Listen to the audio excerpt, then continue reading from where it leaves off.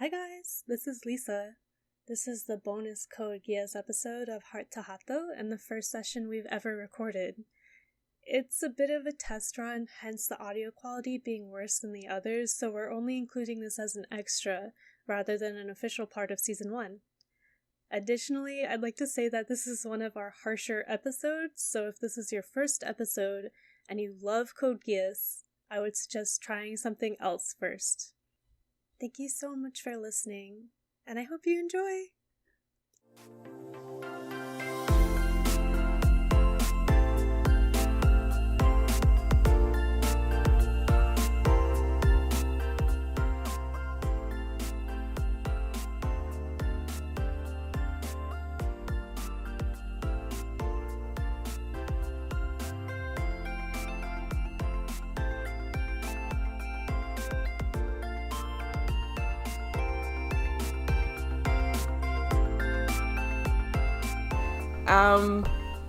Should we do a bit of a proper podcast introduction?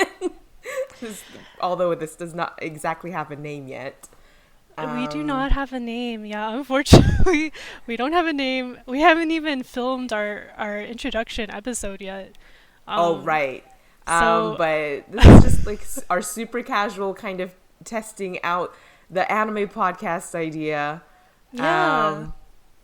And we have like probably one of the juiciest things you could probably start off with, an overview of Code Geass, which I, as a longtime anime viewer, I've just seen for the first time. And I'm 22, and I've been watching anime for over a decade, so I'm definitely late to the game. Mm-hmm. And you, Lisa, you mentioned that you had seen it back in the day. Yeah, so I was a young teen or a preteen when I watched Code Geass, and Code Geass is such a roller coaster, and it's fun for your child mind. It's not meant for children, but I had watched it maybe like 4 or 5 times. It was just like, it was fun. It was fun to watch, like, especially the pseudo-intellectual stuff probably didn't hit you in a good way when you're 22 and watching Code Geass, but if you're like 12, it's like, whoa, I don't really get what's going on, but this is so fun, and like that guy Lelouch, he's so smart. You know, Code Geass is very interesting in that sense because most of the friends that I've talked to have a similar sort of arc where they watched it in their early teens, and absolutely loved it. And now, as like a person in their 20s, can recognize it's kind of a hot pile of trash. But you love it when you watch it at that time, even though it's definitely not meant for someone of that age group. Yet, if you watched it for the first time now, you probably have my experience, which, spoiler alert, is not the best. We'll get into that a bit later. But yeah, I think probably when you watch it as a young person, you think, correct me if I'm wrong. I feel like a lot of people think it's really smart and it's really amazing because you don't understand what's going on. Because I watched it. I'm 22 and I have a college degree, and I was like, I don't know what's going on. I don't think 12-year-old me could have understood more. So it probably would have been like, whoa, this is crazy. All these things going on. I don't really understand it. But that must be what makes it so intelligent, right? Yeah, exactly. And it's, in a way, it's kind of great that you were able to watch it with fresh eyes as you are now, because I was scrubbing through the first 2 seasons just to remember what the heck was going on in this show. And in some ways, like, that childlike enjoyment of like the roller coaster that is Code Geass was still kind of there. Right. I was kind of expecting to really rag on it, like really hate it. And in some ways, I'm right there with you. Like, this show is a hot mess, but like kind of a fun hot mess. But sometimes I get really mad. I don't know. It's there are some very offensive things that I wasn't expecting to see right in this show that I just simply did not remember as a child. My brain blocked it out. I definitely think that excuse me, a bit of a nose clearing. That Code Geass suffers a little bit from taking itself too seriously, And had I known that it was going to be this ridiculous, I perhaps wish that I adjusted my expectations going in. Because I didn't really know what to expect other than like, okay, no, there's going to be mechas, a lot of political stuff is going on. But the most important thing I knew is everyone, I'm using general term, but like everyone lauds it within the anime community as the thing. It's a masterpiece. It's amazing. Everyone loves this. 10 out of 10. So with such high expectations going in, I was like, oh, it's got to be good. It's got to be smart and intelligent. But if I probably should have just not had that expectation and just let it be the ridiculous thing that it is. Spoiler alert, Lisa was stalking my anime list a little bit. I think I gave it like a 6 because I was trying to be really nice. And then I thought it was like a 1.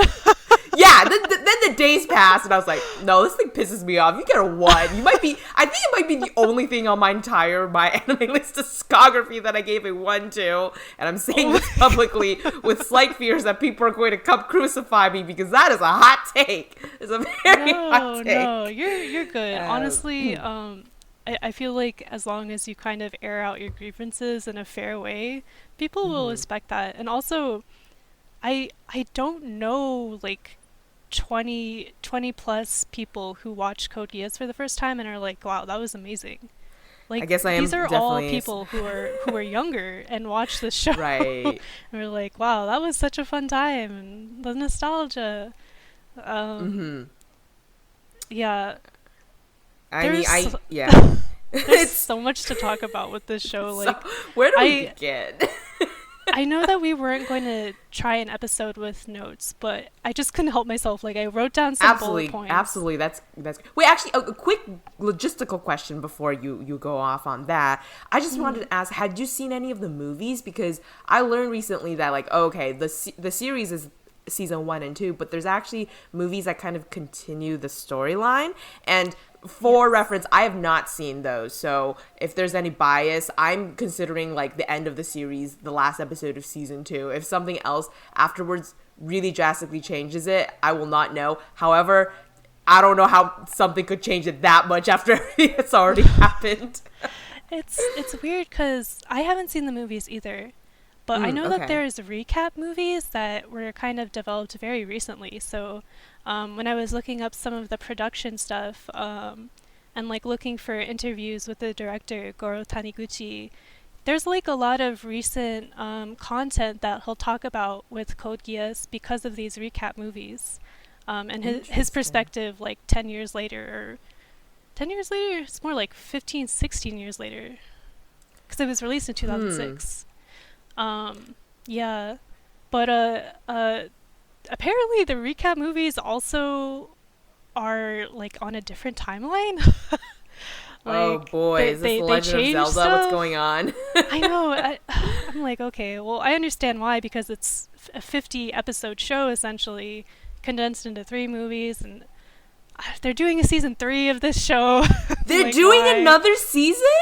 Supposedly, yeah. They're continuing the story, even though it had a perfectly fine ending. Okay, I don't have the answer to this, so I'm just putting this solely out as like a rhetorical question.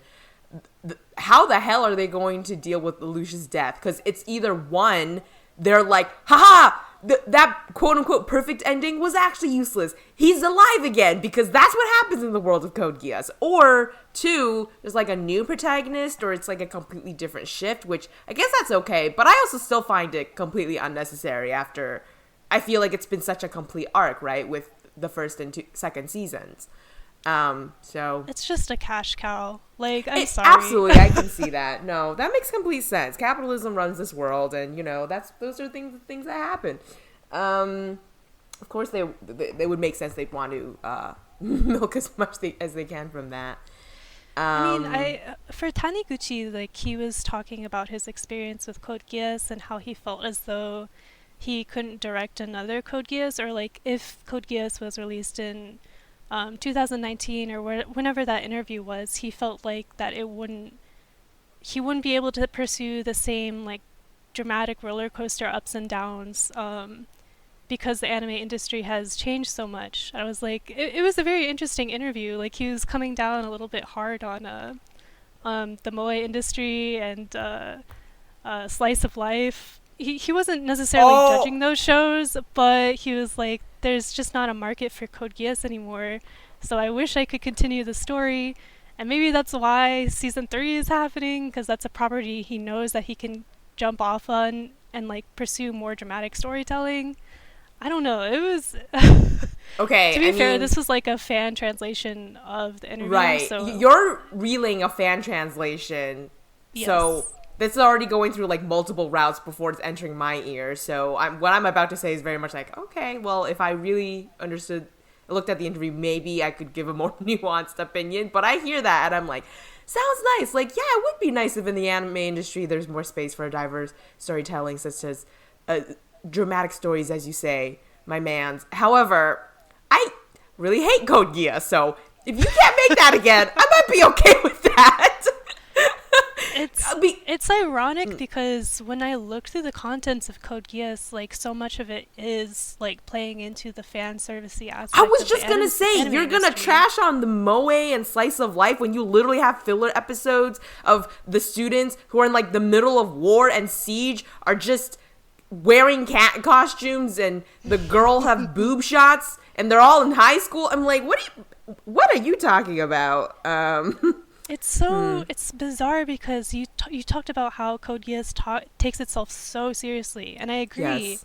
But there's so many filler episodes or seemingly filler episodes where there's a huge tonal shift into this high school environment, which sometimes serves the plot purpose, but sometimes doesn't. And it's very strange. Like the tonal shift, I understand. Like sometimes you need a break from the socio-political war and the mecha and everyone's dying or whatever, but it's very No, I sometimes it completely just doesn't agree. fit.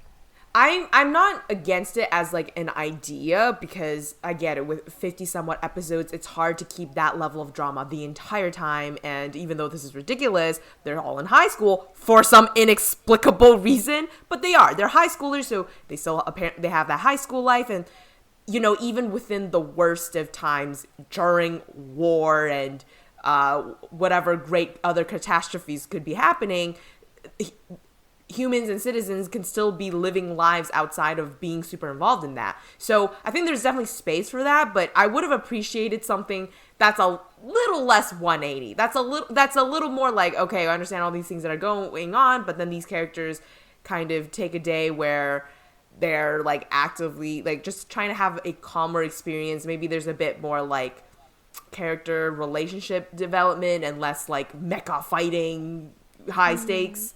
I don't know if what I'm saying makes a lot of sense, but just like the place that those filler episodes took in concept, I'm not like super against them. I just think that they went a little too like, it's Nya time, ooh woo, and I'm like, whoa, what's happening? Just like an episode ago, everyone was getting massacred.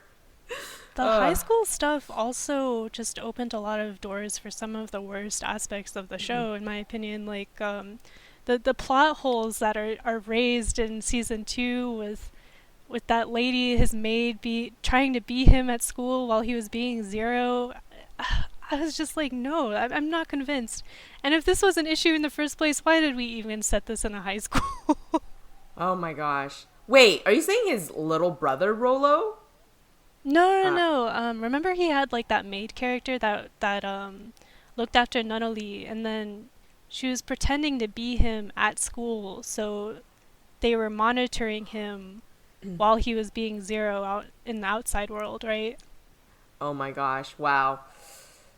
See, I just completely forgot that happened because too many things happen, and you just forget random things. I But know. since you saying that somehow made me remember Rolo. Well, there's a lot we could say about the cast of characters, and we've discussed a lot, like privately, of just. Well, Suzaku's a cop, and this is my personal feeling. Suzaku's a cop, and Lelouch has like an anti-hero god complex. The women get no respect. Not to say that the male characterization is the absolute best, but the females really don't get the same space for any sort of nuance. And there's a whole bunch of characters who meet the worst ends for just terrible, unfair reasons. Mostly women. You know, like I do want to talk about Euphemia a little bit and Shirley. But firstly, Rollo. When Rollo was introduced, the entire time he was there, I was like, what the fudge is going on? Who are you? Why are you here? Why are you doing any of these things? You're making everything so much worse. I kind of feel like, I don't remember exactly the end of the Euphemia arc. It's like end of season 1-ish, something like that.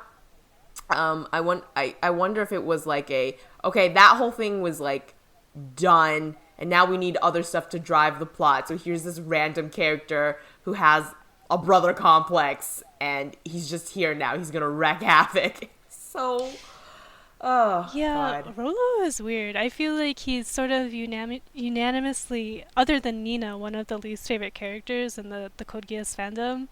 And I feel a bit bad because he is, in a way, like, he's kind of interesting because I don't really see a lot of male characters fulfilling that little brother role where he's also very feminine in a way, and I was like, oh, that's kind of interesting, but he's so single-minded. It's almost as if he's a female character in the show. Oh snap! I mean, it's maybe they just did a gender swap at last minute. Okay, and it wasn't explicit, right? But I've just seen enough anime to be like, I could recognize when a brother complex is like, you know, classic, like, two brothers and one is just much more talented than the other and leaves the other one having to go through a development arc of wanting to match up to them. And then there's brother complexes where it's kind of like, I'm in love with you in the not platonic sense. And I was like, Rolo, you are getting dangerously close to that for me. Wait, it's so true. Set up again? Are they actually brothers or not brothers? Or like pretend? I don't even. They're like, pretend brothers. They're pretend brothers, but they're still. Yes. They still call each other brother. I'm like, what is going on? Okay, but also I'm glad you mentioned Nina because I forgot her for a hot second, and I do really want to talk about her because, as you said, she's probably one of the most hated characters in the entire fandom, and I'm not defending her because you know I don't like this show, but I kind of don't understand why. I thought she was going to go crazy, or even crazier than she already had gone in season 1, and that's probably why people hated her. But she was relatively tame in season 2. Like, I was a lot more, I found her a lot more unpleasant in season 1, specifically, like, her whole thing with Euphemia, the face she made when, okay, I get it, you like Euphemia and her dying is traumatic, but the face she made when she found out it still haunts my dreams sometimes. She also, NSFW, humped a table, and they just showed that. They were like, this girl is getting off to Euphemia, and I'm like, whoa, you know, I like the gays in my media. That's great. Not like this, though. This is a little uncomfortable. I feel like Nina is like gay but homophobic at the same time. Oh my gosh, that's a perfect way to put she's it. written in a homophobic way. Not only is she gay, but she's like gay in a disgusting way.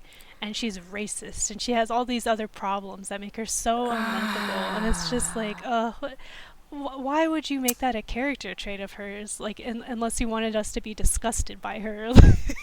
Well, that just goes to show it, right? Because I did find myself kind of subconsciously forgetting the fact that she's very gay for Euphemia because everything else about her is so horrible that I'm like, I don't want the two things together. We have enough of that in our media where like, oh, a character might be gay, but then they're also like very written in a very stereotypical way. Or in this case, Nina's like, just bashes crazy. But I don't know, in season 2 did you not find her like more tame? Like, I think her whole, or her kind of driving plot, personal plot points in season 2 was she had a big hand in designing Flea, which is like war weapon, created a lot of horrible things, but how is that any different than what everybody else is doing? Everybody's murdering, doing horrible things. So I don't think I can hold that one thing against her, like making her the worst character. But definitely in season 1, I'm right there with you. She's gay,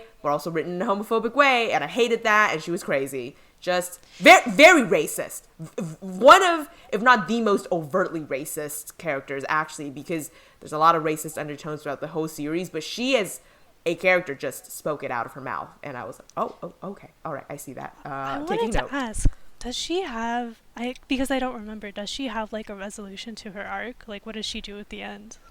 I believe she kind of does a little like, okay, one of the last scenes with her, if I remember correctly, is she's talking to Lelouch and is kind of like, okay, I'll help you a little bit, or like, whatnot, with his final, kind of the final push of his plan. But she said like something along the lines of, I'm doing this for other reasons. It's not because I forgive you. I'm never going to forgive you for Euphemia's end. And I'm like, hey, that's super valid. You don't necessarily have to forgive him for that, because it was really bad. But yeah, so that was kind of her end. And I was like, okay, that's like actually okay, I think, to be like, okay, I'll help you to reach this goal for XYZ reasons, but it's not out of forgiveness. It's Yeah. strange because Nina is so unlikable, and she's written in a homophobic way, but she might have a higher character arc as far as like diversity and her high highs and her low lows than most of the female characters in this show, which is absolutely atrocious to me. I was gonna that say can be you're true. right, and I absolutely hate that. I despise it so much that yes, despite all of that, she's also one of the female characters who had the better end of the stick in terms of the entirety of her arc. But if you want, we could hop a little bit to her quote unquote love interest, Euphemia. Yes. How do you feel about her? Because I have many feelings. Okay, so Um, Euphemia, when I was watching, she was one of my favorite characters. Like, full stop. As a kid, I really liked the way that she was able to sort of balance this identity of being super feminine, super sort of becoming increasingly aware of her own power and her own complicity and sort of these sort of racist systems that she kind of has like a massive amount of privilege, and I, it's hard because she's very naive, and I can understand how that can be an annoying point for her, right. but that's also just kind of like a flaw that she needs to have to be a fully fledged character. I really appreciated the way how this show is temporarily gave her this position of power where she was able to sort of defeat Zero or Lelouch through her own means of being empathetic and kind and wanting to overtake the Britannian Empire in her own way. They had like these similar goals which were cool, and they stopped her arc halfway through that twist. That's how I feel. Like they could have continued it. They didn't have to have this twist where she goes bazonkers and kills a bunch of Japanese in this really like bizarre and horrible and kind of hilarious way. Like these shots of her mass murdering Japanese people, and she has the machine gun and everything, which is so horrible, by the way. So horrible. Like we were talking about it earlier, and Yeah. you used the word slimy. That is the best way I can like describe this writing twist. No, I'm right there with you. I will say, I think because I watched it as someone older and I could kind of be really hypercritical the entire time I was watching, I didn't love Euphemia. I was like okay with her. I definitely found her naivety kind of annoying. However, actually, now that I've finished the series and I've talked to you about it with you more, I actually leaning more towards like, you know what? I actually did appreciate her character. And you're right, if they didn't give her arc such a slimy, grimy, just horrible, atrocious, abrupt end, she probably could have been one of the most engaging female characters, if not the most. Probably the most, because who else is there really for a contender? And in season 2, if she could become like one of the most emotionally strong female characters who, in a way, had a similar goal with Lelouch, but is going about in a completely much more empathetic and forgiving way, I think I would have liked to see that.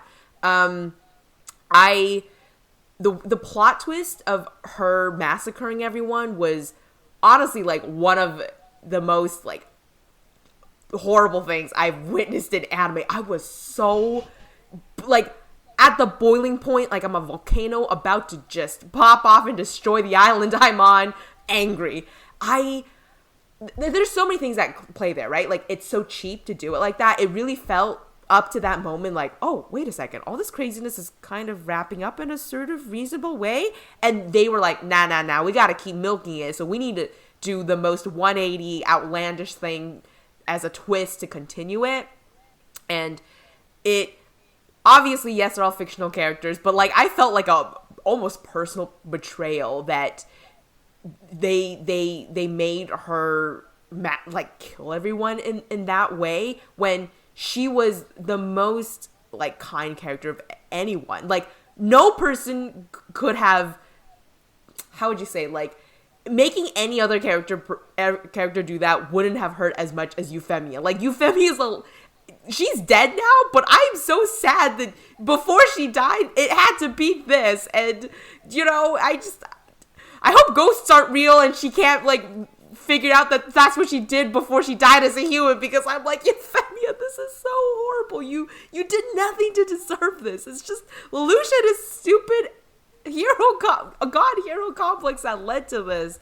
Yeah, that was just really disappointing. If they had to do that, I wish they would have let her live, because I would have wanted to see how she as a character would have tackled this. Like, I'm sure it would have been devastating, but would there be a way for her to transcend it, or not even transcend it, but try and... I would love to see her reflection of Lelouch after the fact, because before she was so kind to him. But maybe, you know, they just won't let their female characters, like, have the same moral failings or, like, the low lows that Lelouch might have or Suzaku might have. Except for, I guess, fucking Nina. That's the new thing we learned today. No, I'm right there with you. I think that could have been genuinely interesting and engaging and bring out, like, another level of character depth that the show is really, truly missing. And maybe she would have still had similar goals, but we would see in season 2, had she lived, a Euphemia that's more of a realist, quote unquote, that she still has the same ideals, but then she goes about it in a way that's not that it would have been cheap also if she did 180 and then became like evil, because she's like, oh, the world, there is no fairness, and I think that would have been cheap as well. But a version of her where she's a little more of a realist, just the same ideals, but going at it in a way that's more practical than her sort of really sort of dreamy and frothy a way of approaching it, which is not a criticism, by the way, me saying that. Like, I did appreciate that she was just genuinely a kind person who had these ideals in a world that wasn't super kind to them. Or I should say, Lelouch was a dummy and he ruined everything, as he does. Yeah, I mean, every other character had that same degree of naivete or this idealist outlook, but she was the only one who was punished for it by getting refrigerated. Which, of course, yeah, we could actually say it. Reviewing everything a bit more, I'm like, maybe actually classifying her as super naive is a bit unfair, because all the other characters trying to go, are they not also naive? Is Lelouch not like naive as hell? Are the Black Knights not naive as hell? Coming up with this outlandish plan, like, if we all, I'll do this a whole. Being the head of a rebellion group and never reveal my identity. We're going to take over Britannia. How is that not also equally naive, but just like in a completely different direction, right? Yeah. Yeah. I really... Can we please talk about Colin? Colin. Oh, Colin. I remember, like, all of these years, she's been my least favorite character in the show that hasn't been like Nina or whatever, like the low hanging fruit. Like of course you Right, right, don't like right. them or whatever. But Callan, she gets maybe one episode early on in season one to kind of focus on her character and her motivations, and it's not enough. It's not enough, and it doesn't do anything to kind of affirm her character later. Her arc is like a flat line. She, like, correct me if I'm wrong, but she doesn't have anything to her other than the Black Knights and also I Love Zero. But not Lelouch, because they have like some complicated feelings. You're not masked or whatever. I don't know. Yeah, no, she was a very disappointing character because to me it felt like she was the female character that got, I guess other than like C2, the most attention, screen time, and like hinting at development. But you're right, it always stayed like a relatively flat line and never hit the high that it needed to. I remember, I think the episode you're talking about specifically where it's a flashback to her younger self and her whole thing with her mother, and mother was like a mistress or something, and she That was her real mother. yeah, And then I think well, not like a mistress. I think weren't they like married? And then like shit hit the fan with Japan, or I don't know. I'm not sure. I'm sorry. no, okay, yeah, I'm also not entirely sure, but I thought it was something along the lines of like her mother, or like I thought she was a mistress, but if that's not the case, like after she gave birth to Callan, she like became the maid. Yeah. Oh, right, she became the maid, and then for a long time, she had to act as if that's just like the family maid and not her actual mother, but she's the one who gave that whole thing was just, I was like, okay, you trying to win, like, what are these tragedy points for? It didn't really do anything for her character at all, because, okay, coming from that is really traumatic and saddening, very depressing, but they didn't, like, utilize it in any good way for Callan. She was still just as unlikable, still just as flat, still just as singular with her kind of goals, and also her backstory of, oh, I was a Black Knight with my brother who I respect a lot, and now that he's gone, there are all these complicated feelings in the aftermath of trying to continue his legacy, but also feeling the great loss of his absence, right? That's a bit cliche within like anime plot lines, but just on that alone, I won't dock all the marks. I think they could have made that more interesting. They could have made her a more empathetic character if they kind of leaned into, oh, she is trying to balance like her ideals of being a Japanese national, like a Japanese citizen in a world where they're called 11s. That's horrible, right? And also, the legacy of her brother and whatnot. They never really do anything. It's kind of like, she looks at a photograph once and that's it. Like, oh no, he's dead. Yeah. That's it. Like, I don't know. Just the entire scope of how they treat Callan's character, from her backstory with her mom and her brother to like the on-screen time that she actually has, it just disgusts me. It I'm like appalled because she does have a lot of screen time and it's never used in a smart way. She's the duration of season 2 I've noticed is like a lot of fan service scenes, or no, a lot I was of gonna scenes say, where you she's know why berating you're Lelouch. probably disgusted, even though when she's on screen so often, is because 80% of the time it's her in the shower or panty shot or like about to have sex with Lelouch, but like they won't. Like it's nope. They're it's just. Callan, I really dislike you as a character as well, but I will make one apology on your behalf. I'm so sorry for your boobs and your butt. They just never get a break. They're working full time, Lisa. That's a 24/7 job for her body parts. Like, stop it. This fan service is so horrible. And C2 also gets a lot of fan service, but C2's like an immortal witch, whatever. I feel worse for Callan. It's just a high schooler. Callan, I was just watching the initial few episodes of season 2, and she's like in that bunny girl costume when she sees Lelouch again. Yeah. And there's the guy that lifts her up by her hair and like is saying all these disgusting sexual stuff. And I'm like, God, this is just so awful. Yeah. It makes us as viewers actively uncomfortable, just staring in our seats. But yeah, I mean, the female characters really, there's a great disservice brought up upon them in the entire series. And then even the lesser known ones, like the sort of heiress, the empress or something to the quote unquote Chinese Federation. Is like 9 and has to marry a 35-year-old grimy old white man. Oh my I god. I have no words for that. But and the That conclusion of it is that she's still like romantically linked to this guy who's also very old. I don't know, something about that seems like it's against the Geneva Conventions to human rights. Just Mark and and there's like another similarly aged, maybe a little bit older, but like I don't even remember her name, but she's like part of the Kyoto group. Isn't she the one who was like, I'm going to marry Lelouch? Yeah. What The was her little whole Japanese point? girl. She I don't even know. She's wasn't- Suzaku's cousin? she wasn't like horribly offensive, but I was also like, I need you to stop. Like all of her scenes are like, here's my quirky little interjection about blah blah blah. I'm like, okay. Yeah. Oh, you did mention something really interesting about C2 as a character. Do you remember, Lisa, about... I don't know, how do we feel about C2? Is she slightly better with characterization? I guess it's a little interesting that her motives are very much like, I don't really truly care because I am an immortal witch and I just want to die. I'm like, okay, yeah, okay. I see if you've lived that long, you might want to not live anymore. C2 has more dignity in her character.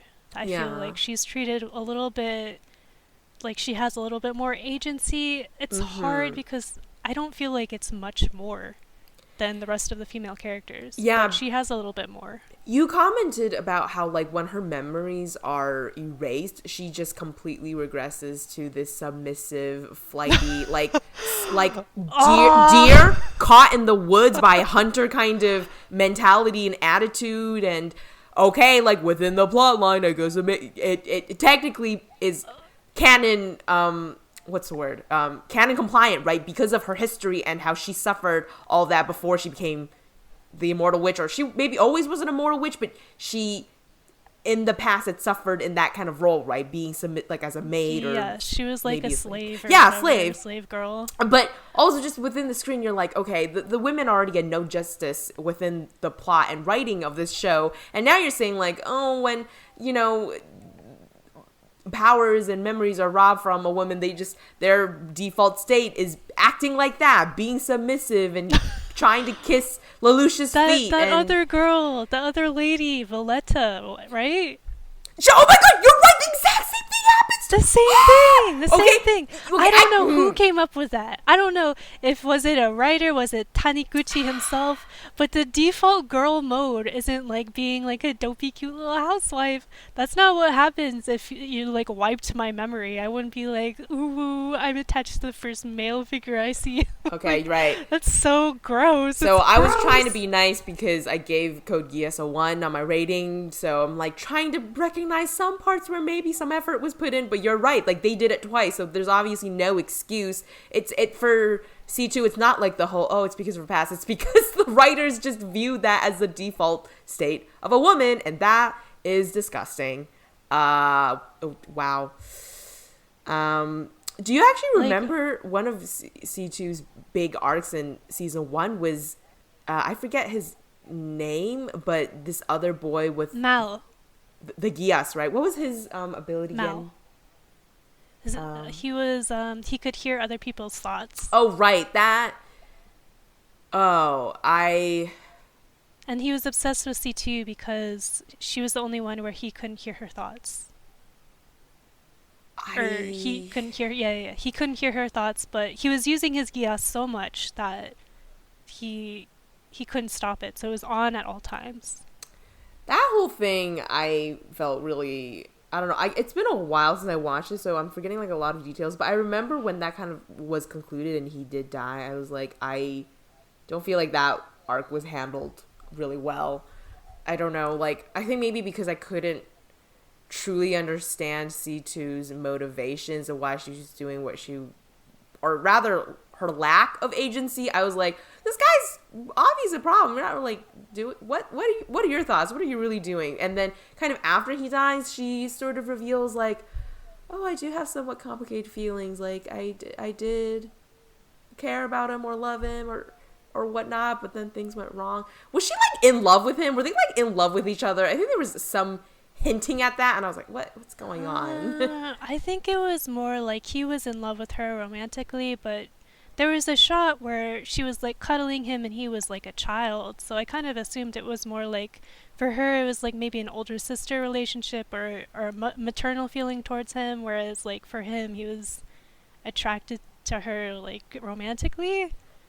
Right. And although we could argue maybe his romantic attraction to her was a bit of like an obsessive reason, like it's he maybe didn't really understand it as romance either. He just wanted to monopolize her because of his just everything he'd been through. But yeah, that was I was like, I wonder if they were trying to humanize C2 a bit, give her more depth as a character, but I don't know, that arc left me feeling a bit weird. And also when it by proxy kind of led into like the Shirley arc, right? Because Shirley was kind of involved in that part. Like she was there. It was like the same arc. Yeah. Okay, Shirley. Shirley also. To be honest, I don't understand why they kept her alive through the duration of season 1 if they were just gonna do that to her in season 2. No, you're right. What was the purpose? What was the purpose? She did absolutely nothing wrong. It was just a naive. Okay, maybe I could stop saying the word naive. She wasn't naive. She just was like a regular human, so she didn't understand all these things that are going on. Evidently, that's not her fault. She's a high schooler. Yeah. And they just. I don't know. Okay, I'll just interject. Sorry, but like the disparity between like some characters that are obviously of like a high schooler mindset and then some of them aren't, I'm like, what do I believe? Do I cut this character some slack because they're a high schooler, or are the rules in this universe that they're high schoolers but they have the mentality of the adults because they're so smart? So it's kind of like, sorry. you no, I completely hear what you're saying, because you look at someone like Shirley and actually she very much thinks like a high schooler. I'm like, I appreciate that. It kind of makes sense the way that you think and sort of act for your age and your position, and also that she came from like a relatively privileged background and probably was sheltered from a lot of these things. I'm like, okay, that makes sense. And then there's Lelouch, who's also a high schooler, but he doesn't just think like an adult. He thinks like a god. He's like a 32-year-old. You know what? This might be a good time to kind of pivot to our star male characters, because we've talked a lot about the female characters, but the ones who are really running the show, right, are lovely, lovely boys, Lelouch and Suzaku. Oh boy. I think no one's graded my gears like Lelouch has in such a long, long time. He was so frustrating. Because when I say, the show tries to take itself too seriously, right? Like, Lelouch is like 80% of that. This little high schooler boy with his trauma, and I get it. Your trauma is bad, you know. I get it. It is very bad, but he takes that and he's like, now I will become god of this world. And like, that's a bit of a jump, sir. Just, and his whole reasoning as well throughout the entire series is one of the things that really frustrated me, because he, for a large part, he literally was like, I want to overturn the world for my sister. And I'm like, you have a god complex because you have a sister complex? Your sister complex morphed into a god complex? Whoa, that's pretty extreme as far as anime sibling complex, like, plotline writing goes. And then kind of at the last minute in season 2, it seems like they tried to pivot a little bit, like, no, he does have like a bigger heart and thinks more about everything, which I guess they started writing a bit when he was confronted with his parents, right? And the whole plot twist of, haha, it's your dad doing all these things, and also your mom has never died, which I also found was a bit of a cheap plot twist, but that's a separate matter. But I don't know. How do you feel about Lelouch? What are your thoughts about this silly little boy? He's weird because I kind of like him conceptually, And if I think about like the time period of like that 2005 to 2006 era, I feel like it was a little bit gutsy for them to kind of put this protagonist in a villain role. Like he embodies both at the same time. Right. Um, but he's so messy. Yeah. He's mostly messy in the second season. The Mm-hmm. first season I'm a little bit okay with because I don't know, he experiences a little bit more failure in that. Does that make sense? Mm-hmm. Yeah. Um the second one, the second season in general is just so messy from head to toe. I don't mind Lelouch that much, but I don't know. I don't know. He's kind of what appeals to me about Lelouch is that he is very memorable, um, in his in the voice actor's performance, and also like some of his decision making is like wow. It is actually pretty fun to watch those like mecha battles. I don't know how you feel about them, but those very like roller coastery tactical mecha fights where it's like you aren't really thinking, but it wants you to pretend like Lelouch has like these amazing strategic moves. Those are fun, in my opinion. You know what? Yeah, if we do just try to look at Code Geass as the absolutely outlandish thing it is, those things are fun. I think I'm just sitting here trying, still being too much of a realist. Like, he's in high school. Why does he understand any of these things? No high school. He's How like, can you pilot those things? he's like apparently really smart, but also just an idiot. Which, I I guess feel like his only flaw is like he's not physically fit, and that gets brought up a few times. Like, oh, he's okay, like a that's like his lanky one beanpole. fatal, one fatal flaw. Um, and I this is one thing I sort of had on like repeat as I was watching this series with my friends is I kept saying I hate Lelouch and he annoys me a lot. And Suzaku does to an equal degree, but in like a different direction. Because Suzaku's whole thing is, I'm going to change from the inside, like a police officer. And I was like, this is not sitting well with me, sir. This your whole Yeah. their whole Suzaku, sorry, he. And what bothers me about him so much is that he adheres to the system, but he adheres to the system while also like projecting this idea that he's going to change stuff. But he never has any actual pride in himself as a Japanese person. yeah. He'll take the degradation. I just don't understand why. Why? And he started getting into the inside. What did he ever do that was like even like the beginning, even if a really minuscule thing that begins to challenge quote unquote like the system? He did And nothing. he did nothing. He just plays by the rules the whole time while he's all like, "No, I recognize it's wrong, but I'm trying to get on the inside, and then I'll overturn." And I'm like, "Oh my, you were." Maybe if he was a character that was ambitious and self-serving, that would make sense. But that's not what the show tried to project to us. Like they were flashbacking over and over, like I'm going to change the system and protect people, but he doesn't do Yeah. that. Yeah. Except for I guess maybe the end where he stabs Zero. It's just Yeah, just really, it's kind of hard for me to even comment about them a lot, because it is really that they're just written so messily that I can say definitively I don't like them, but it's even hard to analyze a lot of the specific points, right? Because it's just so all over the place for both of them, and also for most of the other characters, if we're going to be honest.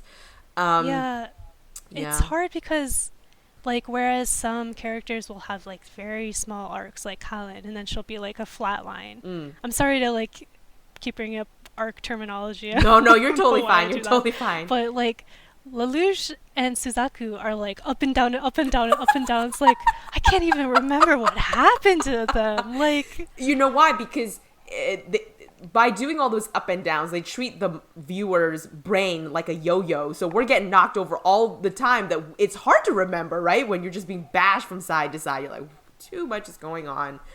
I also, a little bit less like character focus, but I completely agree with your kind of qualification that between season 1 and 2, they're both hot messes. Season 1 less so though. Season 2 really takes the cake to just another level. I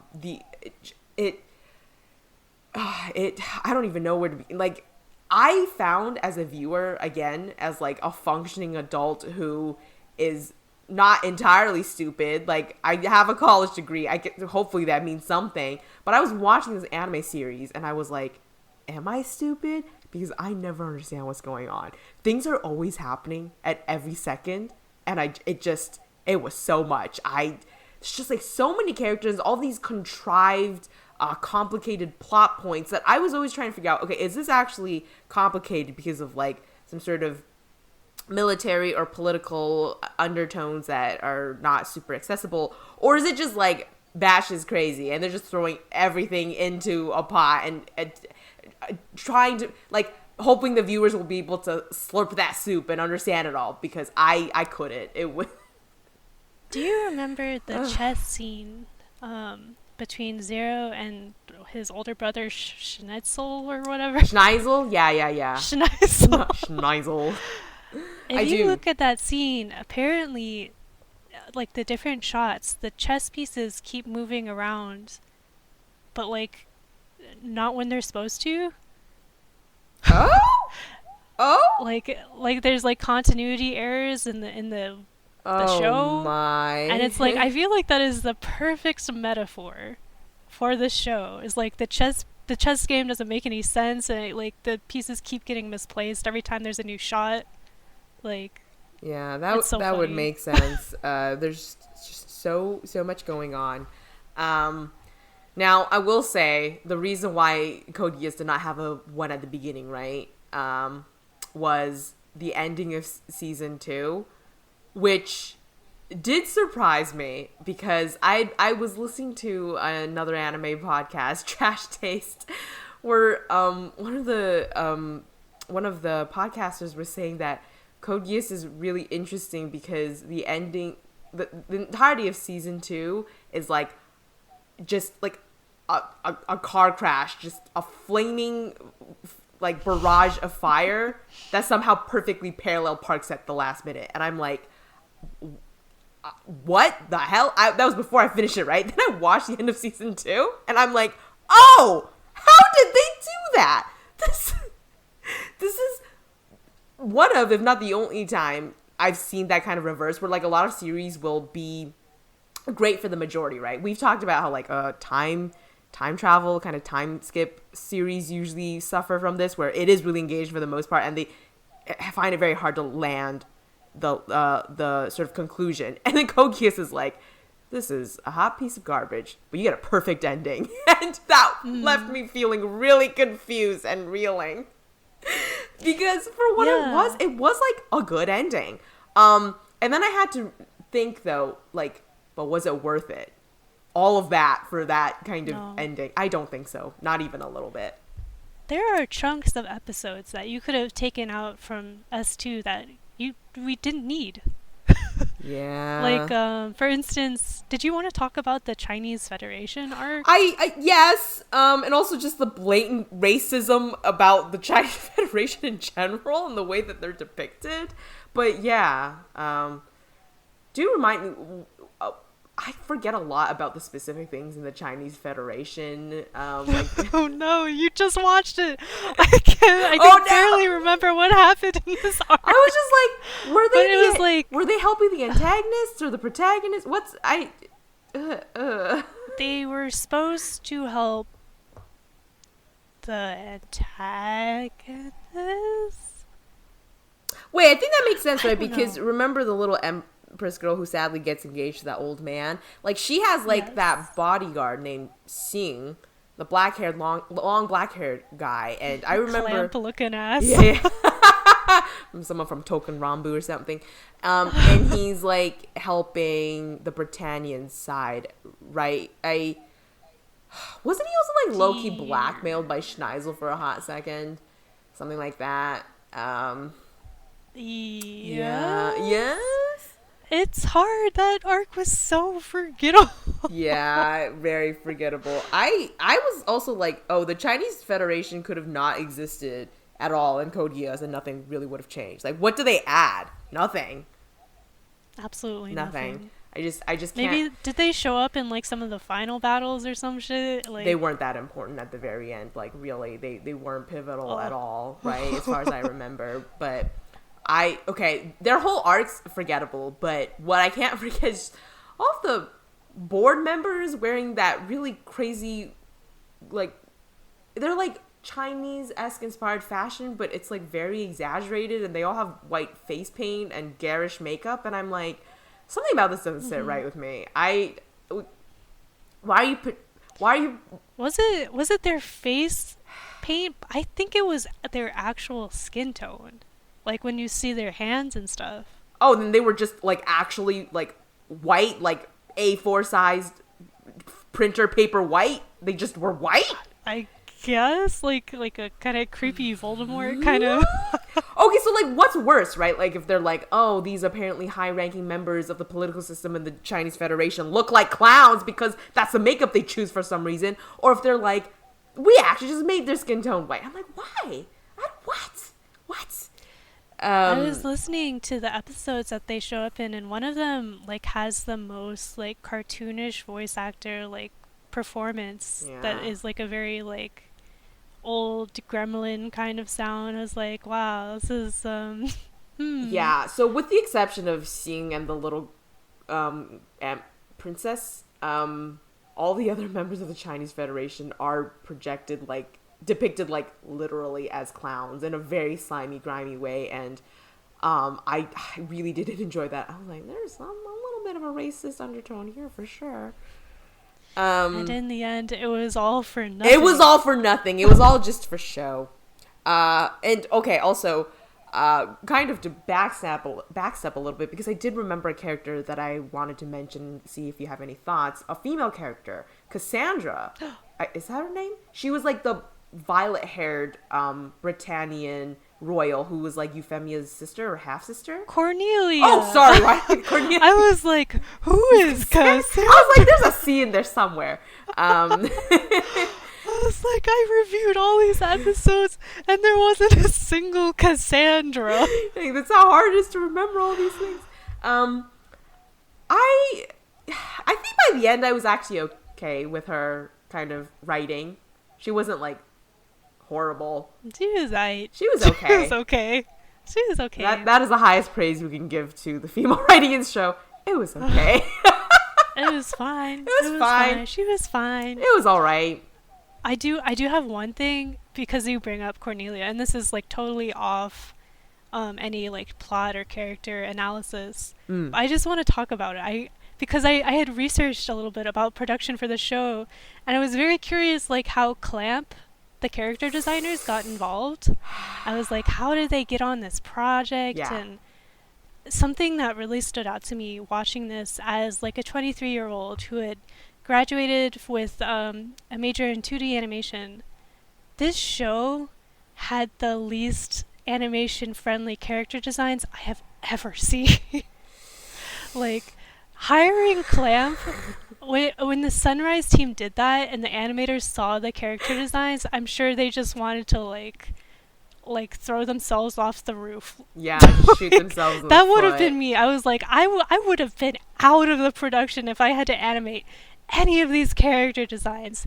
They are so inaccessible. And they say in like the production interviews that the character designs that Clamp offered, like none of the animation turned designer people that they would have hired would have pushed these character designs through.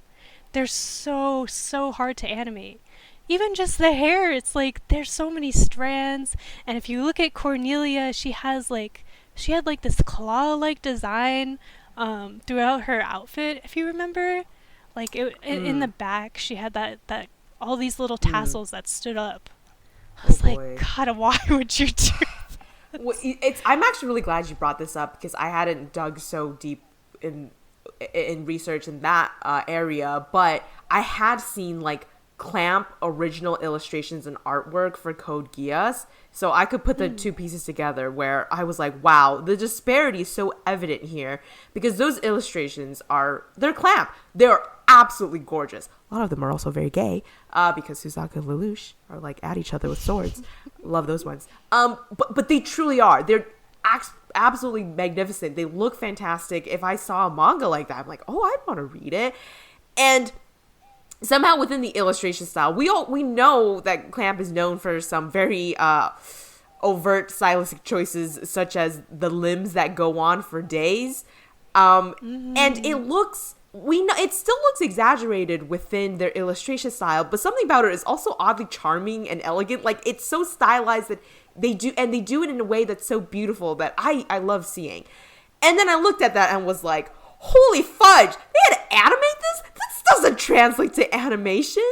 This, like, it and when you look at the anime, it should be a crime. As an animator, it should be a crime that they had to animate those designs because they are beautiful, but they are beautiful only in illustration. Yeah. When I was watching Code Geass, I felt pain.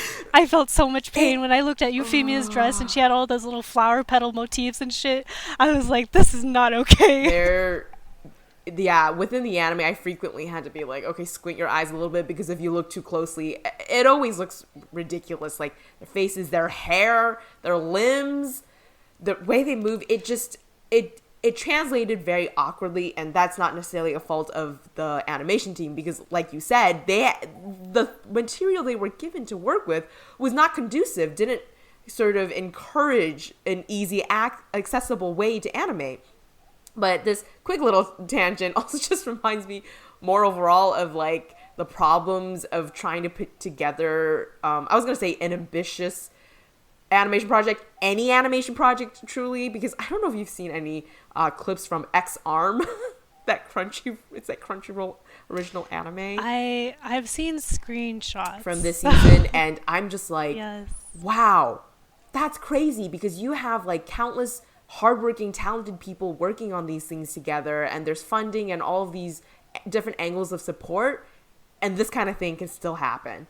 Just like someone, I don't know, like what it is really, like someone's inexperience but holds like a high authority position just overrides the valued and actually experienced and knowledgeable opinion of other people, and then you end up with something like this, which Code Geass definitely suffers a little bit from. Like, who the heck decided to hire Clamp?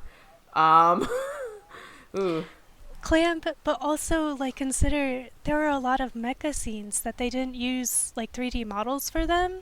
Oh. So it was between the character designs, which were super complicated, and also like these giant mechas, which you also had to draw by hand. So like I'm thinking about it, I'm like, wow, Sunrise animation team, you guys, I give you a standing ovation. Truly. Despite whatever I have to say about like the characters or the plot or whatever, and I'm like, God, you guys are actual heroes. You guys are braver than the U.S. Marines. Absolutely, standing ovation from the whole crowd. And I also like that you brought up this point because the bad rating I have for Code Geass is staying there. That's not changing, but you kind of commenting about how amazing the animation work and what the team had to go through is a good example of you can look at a piece of work and be able to pick apart all of these different aspects and still give credit where it's due, right? I don't like Code Geass as a series, but holy cow, yeah, the animation team did such a great job, and I will also forever thank this series for that bopping first season opening. Hello, Colors by Flow. Hello! Every time I hear that song, I'm like, man, instant serotonin just gets me hyped. It's so good. It is such a good song. If I didn't get anything else really that enjoyable from this series, that does make up for some part of it. It really does. Soundtrack, all in all, is pretty boppin'. Like, if you listen to the soundtrack, it is like a full orchestrated, like, the horns are going off in that soundtrack, like... it set a pretty good mood for a story that really didn't deserve it, but... No, I was just going to say, you know what would have been interesting? Because it's so clear that this had a lot of funding and a lot of effort, a lot of intention was put into it. What would have been like if all that money and intention was poured into something that was written a lot better? Would have liked to see that. What would that have been? I know. Yeah. I do have one last thing. Who was Code Geass made for? Who do you think? Like, what is the audience of Code Geass? With all this production stuff in mind. Because I was considering how Clamp is a shoujo manga group. Right. Their art is specifically for women. And then I was also, well, I guess not specifically, but it's geared towards a female audience, right? And I was also reading the interviews, and Taniguchi was kind of, one of the questions was like, how do you feel about there being a significant amount of female fans for this franchise?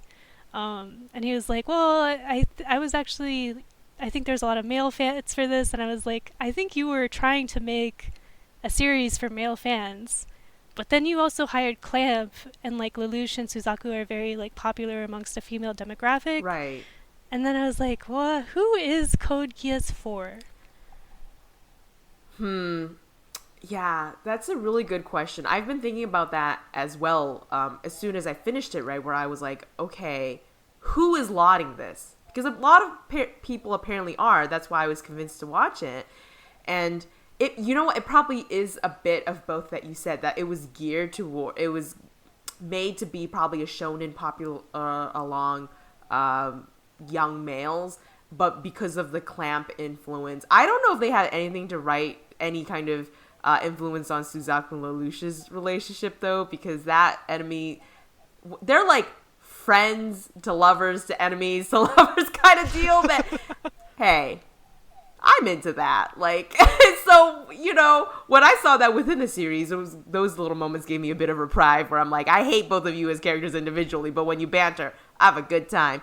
So, yeah, it seems like it was made for a young male audience that, according to Taniguchi, kind of speaks about it almost as if unintentional female audience was also roped in because of those sort of little aspects. That his answer to that, I was like, well, it's kind of like a good thing that you have like a female audience, right? And you intentionally hired Clamp, but he was like, well, you know, we also have a male audience for sure. Like, I know that's in your writing, like, I know it's geared towards a male audience, but isn't it like a good thing that you have a female audience? I don't know. Yeah. That was just the weird tone that I got. It is a fan's translation, I will say, so no disrespect to Taniguchi. I know that he's listening to this podcast. Oh, yeah, no, Taniguchi's going to come for us. We're going to get a very strongly worded email from his team tomorrow.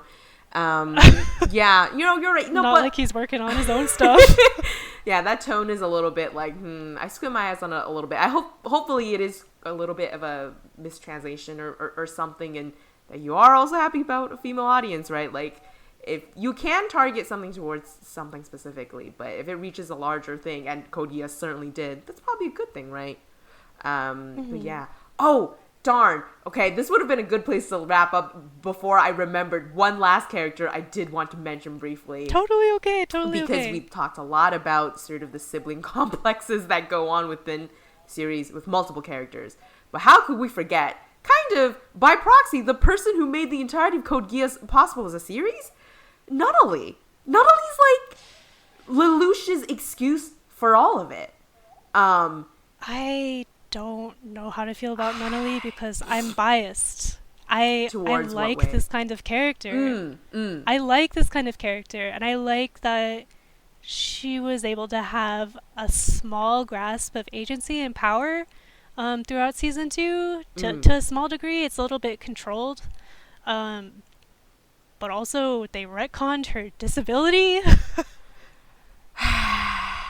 She's not actually blind. It's just magic hoodoo voodoo powers for political reasons. I honestly thought she was gonna stand up. You know, like why not go the whole full retcon route?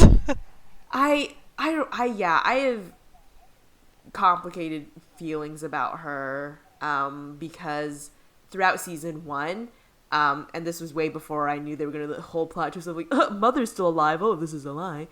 So I took her as she was. I because she was presented as such, I believed her to be someone who, disabled and that she can't walk anymore and she can't see, she's blind. And they framed her as so much like this lovely, lovely girl, right? Like the one person, Lelouch, the man with a huge, just engorged brain, the one person he has heart for, that he cares about. But she's so helpless and so flailing because of what she's gone through, and she is in the dark the entire time. So I don't know, I felt complicated about her sweetness, but also being completely oblivious to everything for obvious reasons, but also she's like the reason Lelouch does a lot of these horrible things. And then in season 2, you're right, she does kind of get some agency where, you know, they have the scenes with Lelouch where she's like, I know things now, and like, I don't agree with the way you're doing it, and they all that stuff. But it still felt kind of like they didn't go the full way. Like she was still a character that felt like a puppet being controlled by strings in the back. And Lelouch, didn't he just like go up to her and just like take, what was the item that he took from her? Some important Didn't item. she have? The button. Like the button. Bombs. Yeah. The bombs. Yeah, the bombs. So like, yeah, they're trying to give her more agency, but they're also like, okay, but she's still in a wheelchair and blind, and Lucy's just gonna go up and just literally snatch the button from her hands, and I'm like, And then that last scene. And then she like fell down the stairs, yes. and it was so gratuitous. Yes. I was like, this is horrible. We're talking gratuitous. One of the last scenes, like the literal last episode of her on the ground, shackled and prisoner's garb.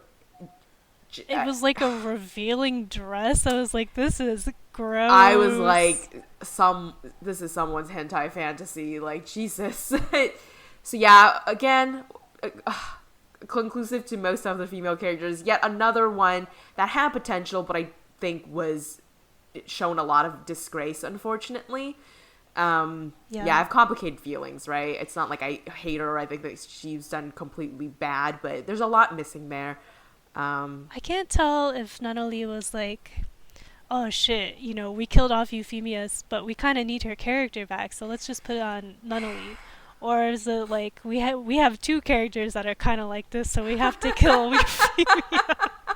We can't have two female characters with good hearts and ideals that might benefit the horrible nature of this world we've created.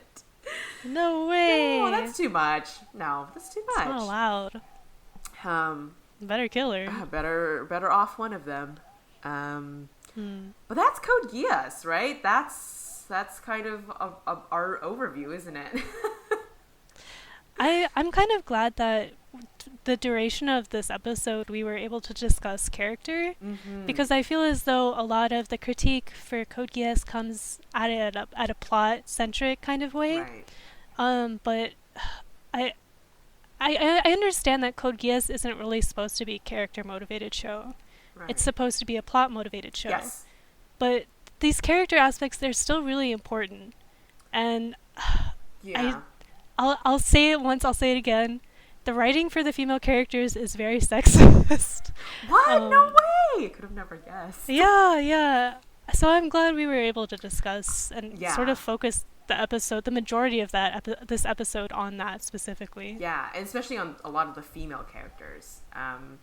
And I agree with you as well, because when I first finished the series, a lot of my critiques, I just wanted to trash on the plot, and, you know, I still kind of do. But not only is that, like, a thing that's already talked about a lot, it's also a part where, like, I find it even more difficult to be coherent about my criticisms, because so much of the plot just boils down to, it has these horrible themes of sexism, misogyny, racism, colonialism, imperialism. Like the fact that, you know, Japan's 11 and Britannia, where's that word from? I've never heard Britannia. It doesn't sound remotely close to anything I've ever heard in my life. The Chinese Federation. It's just like, it boils down to just so many of those things are at its core just bad. It's harder to kind of really dissect the specific things, because a lot of it is just incoherent. It's just a big old mess that doesn't make sense and has all of these horrible themes thrown in. But within a character analysis, we can at least kind of comment about the role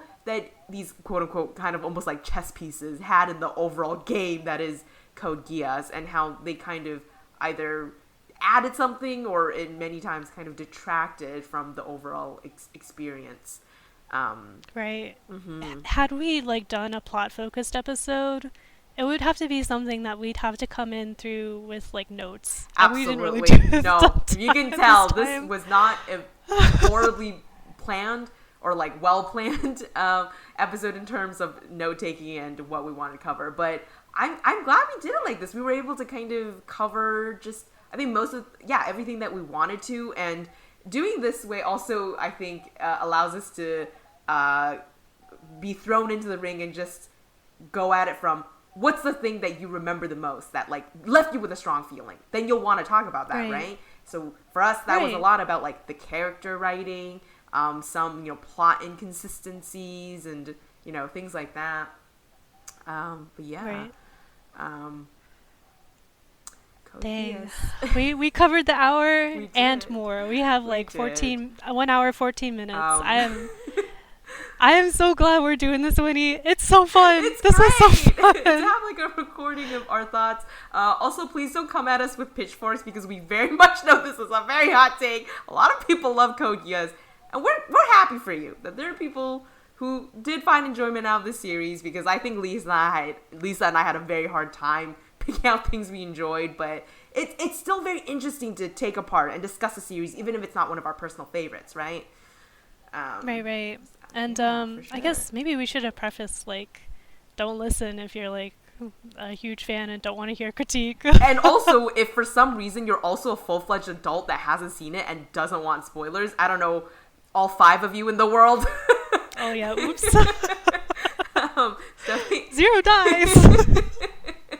But yeah, no, this is awesome. I'm really glad we could go in and really just banter back and forth. And I really appreciate your opinions always, Lisa. I think you always come at it with like a really critical analytical lens, and your, which we will get into a little bit more in the introductory episode perhaps, but your background also as someone, an animator, someone who works within the animation industry, even if it's not anime specific, you always help bring in some new insights that I might not have seen. So I always find that super valuable. Right, I feel the same way towards you, and especially it's valuable that you were able to watch this with fresh eyes, because I would not be able to pick apart necessarily. I was sort of able to like pick up a lot of your criticisms as I was refreshing myself, but there's still sort of this nostalgic bias that I had for the show. Right. So I definitely appreciated your insights as well. Yeah, I mean, I get the nostalgic bias. I have that with a lot of series as well, but thankfully I didn't have that, so we could come at a conversation about the series where I'm not holding on to any of those nostalgias. I'm just going at it. I have no loyalties to Code Geass. We love it. This is why the podcast exists. That's right. All right. And yeah, it's a good place to end. So, not sure how many people will hear this, but if you did make it to the end of this entire episode, thanks for sticking around. Yeah, and hopefully we'll have our shits together as far as a name and an intro and an outro. Yeah, that'll come as it, we'll get it together. Yeah. All We'll right. get it. Okay, awesome. All right. Bye, everyone. Thank you. Bye.